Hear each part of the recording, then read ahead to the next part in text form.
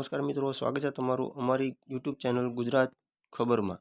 સૌથી પહેલાં જાણીએ 4/9/2024ના બુધવારના સમાચાર। વરસાદની આગાહી। બંગાળની ખાડીમાં બનેલું લો પ્રેશર ગુજરાત ઉપર પહોંચ્યું છે।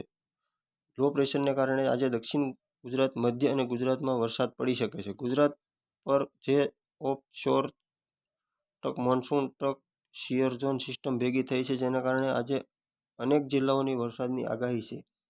વાત કરીએ નવરાત્રી વિશે તો નવરાત્રી દિવાળીને લઈને મોટી આગાહી। હવામાન શાસ્ત્રી અંબાલાલ પટેલે નવરાત્રી દિવાળીને લઈને ફરી વરસાદની આગાહી કરી છે, જે મુજબ ગુજરાતમાં 10 સપ્ટેમ્બર સુધી, પછી 13થી 20 સપ્ટેમ્બર અને 22થી 25 સપ્ટેમ્બર દરમિયાન ફરી વરસાદ પડશે।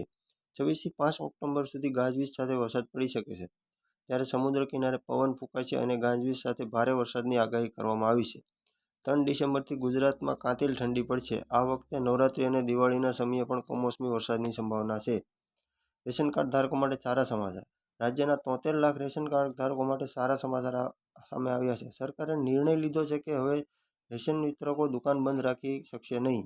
પોતાની ગેરહાજરીમાં અન્યને ચાર્જ સોંપવો પડશે। આ અંગે રેશન વિતરકે બહાર જતી વખતે જિલ્લા પુરવઠા અધિકારીને જાણ કરવી પડશે। રાજ્યમાં સસ્તા અનાજ વિતરણ માટે 700 દુકાનો નોંધાઈ છે।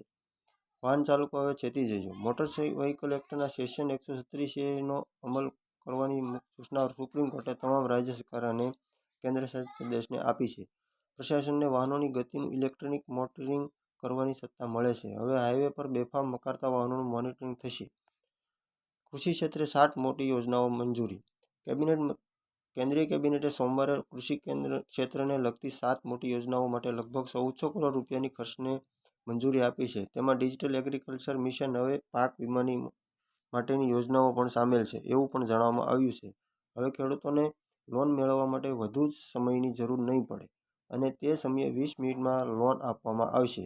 વડાપ્રધાન નરેન્દ્ર મોદીની અધ્યક્ષતામાં અહીં મળેલી કેન્દ્રીય કેબિનેટની બેઠકમાં નિર્ણય લેવામાં આવ્યો છે। મુખ્યમંત્રીના શ્રમિકો માટે નિર્ણયો।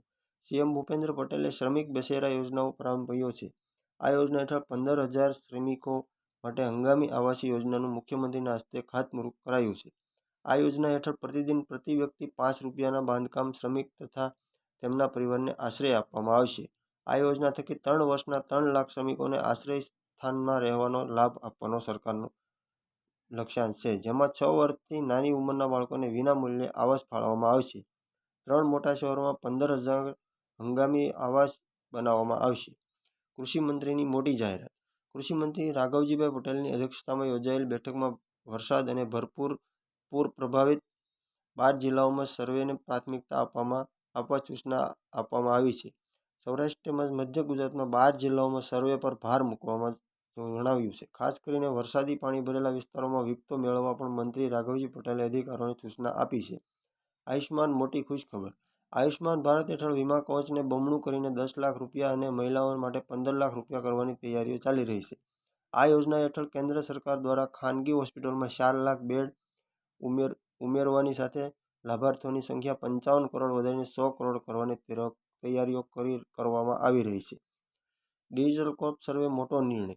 વડાપ્રધાન નરેન્દ્ર મોદીના નેતૃત્વ હેઠળ ભારત સરકારે વર્ષ 2024-25 દરમિયાન દેશના તમામ રાજ્યોમાં ડિજિટલ ક્રોપ સર્વે હાથ ધરવા માટે નિર્દેશ કર્યો છે। 2000ની નોટને લઈને મોટું અપડેટ। 15 મહિના પહેલા 2000 રૂપિયાની નોટ બંધ કરવાનો નિર્ણય કરવામાં આવ્યો હતો। જોકે હજી પણ આરબીઆઈ અને 2000ની નોટ બદલવાની તક આપે છે। આરબીઆઈને જણાવ્યું કે 7 ઓક્ટોબર 2023 સુધી દેશની દરેક બેંકમાં 2000 રૂપિયાની નોટ જમા અથવા બદલવાની પ્રક્રિયા ચાલુ હતી।